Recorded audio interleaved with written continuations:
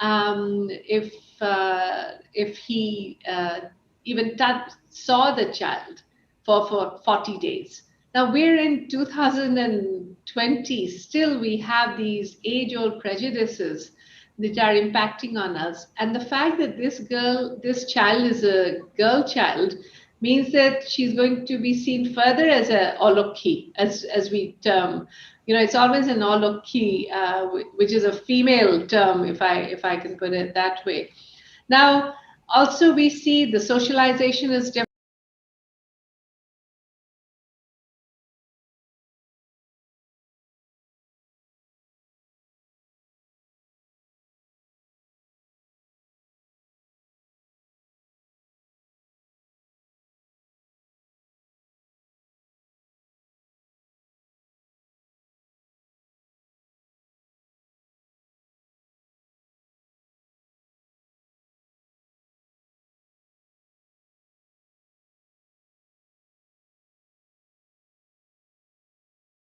Continue not his sister wife's thumb in many ways. So we need to come together to really give boys and girls, men and women, looking at cases of violence don't remain hidden.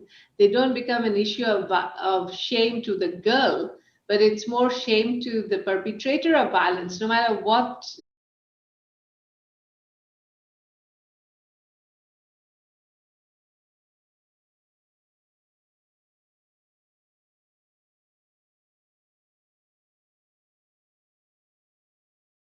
completion, transition to secondary education, going into university education, and then, of course, the job.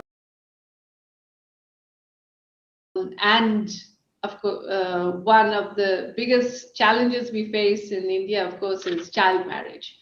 So how we work to realize at the family level, how are our boys and our brothers and fathers treating the mothers and the sisters, comes in developing gender responsive programs. For example, in cash transfer programs, we're seeing more and more of them developing in West Bengal has a chart. Thank you so much for raising the issue, Nandita. Thank you so much. Thank you.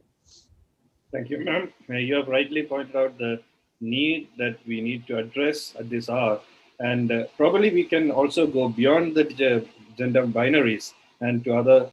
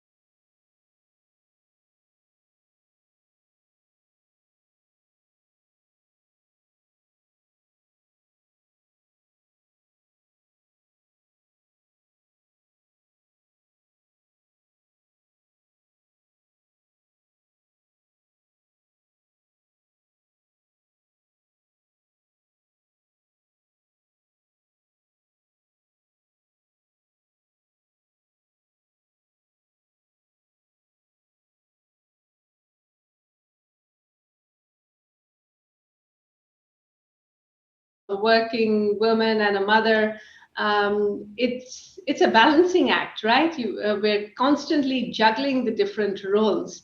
But if we did not have the type of support from our families, and I think back to the role, especially my father provided for me in giving me the confidence and in telling me that my priority has to be getting my degree, so that I can be financially self-sustaining no matter what.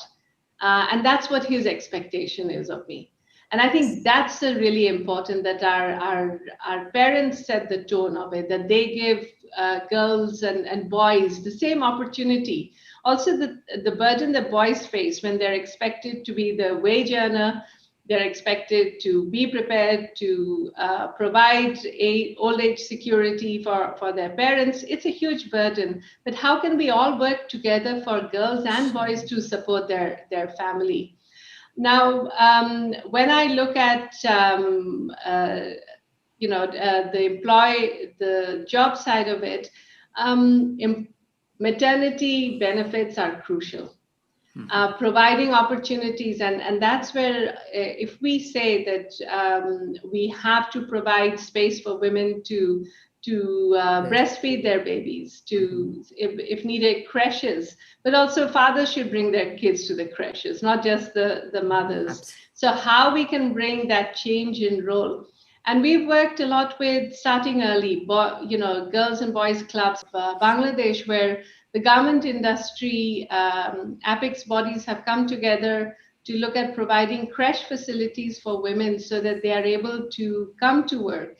And it's really about looking at how can we enable it?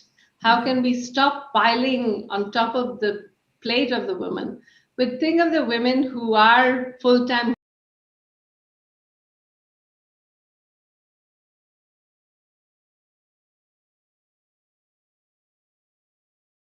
We can bring up this value for everything that women are doing. Thank you so much. Thank you. Shukran. Thank you, ma'am. You have rightly pointed out in the beginning that more men should be asking questions. So we'll take a question from next question. Well, this is in a way from your own side. Mr. Ausef Padiyakudi is a Chief Technical Advisor on Trade for the United Nations Industrial Development Organization. He has been working in Myanmar and now is based out of Vienna. Sir, are you online?